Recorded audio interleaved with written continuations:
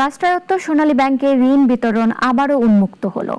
ব্যাংকটির ঋণ সীমায় যে বিধিনিষেধ ছিল তা প্রত্যাহার করে নিয়েছে বাংলাদেশ ব্যাংক।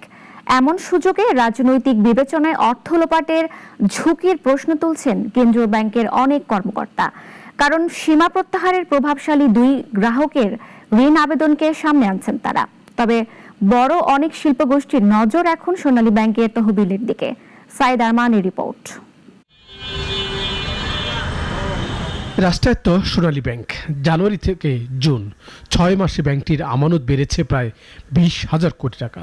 ব্যাংকটির আমানত এখন প্রায় 2 লাখ কোটি টাকা। তবে সেই তুলনায় বিনিয়োগ কম, ঋণ আমানত অনুপাত এখনও 60% নিচে। হলমার্ক, বেক্সিমকো, ওরিয়ন, থার্মেক্স শীর্ষ ঋণ খেলাপি সোনালী ব্যাংকের। একগুচ্ছ কারণ বিবেচনায় সোনালী ব্যাংকের স্থানীয় কার্যালয়, বৈদেশিক মুদ্রা শাখাসহ 5 শাখায় ঋণের সীমা ঠিক করে দেয় বাংলাদেশ ব্যাংক। তবে রাজনৈতিক সরকারের আমলে ফের সেই সীমা প্রত্যাহার করা হলো।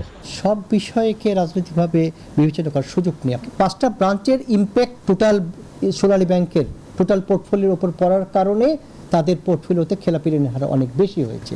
এখনও যদি ওই ব্রাঞ্চগুলোকে আমরা ঋণ বিতরণ থেকে দূরে রাখি, তবে সেই ব্রাঞ্চগুলো তো কখনোই আর ব্যবসায়িক মূলধারে ফেরত আসতে পারবে না। সোনালী ব্যাংকের শাখাগুলো 5 থেকে 20 কোটি টাকার বেশি ঋণ বিতরণ করতে পারত না। এখন থেকে সব শাখা গ্রাহকদের চাহিদা মতো ঋণ বিতরণ করতে পারবে।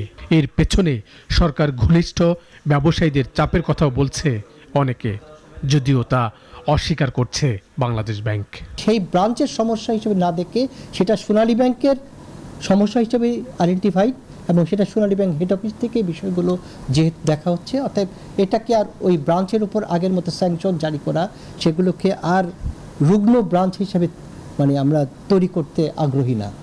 সোনালী ব্যাংকের স্থানীয় কার্যালয়ের গ্রাহক মুন্নু ফেব্রিক্স প্রতিষ্ঠানটি 50 কোটি টাকা ঋণ আবেদন করে ব্যাংকটির কাছে। মুন্নু ফেব্রিক্সের ব্যবস্থাপনা পরিচালক ছিলেন আফরোজা খানম, যিনি বর্তমানে বেসামরিক বিমান পরিবহন ও পর্যটন মন্ত্রী।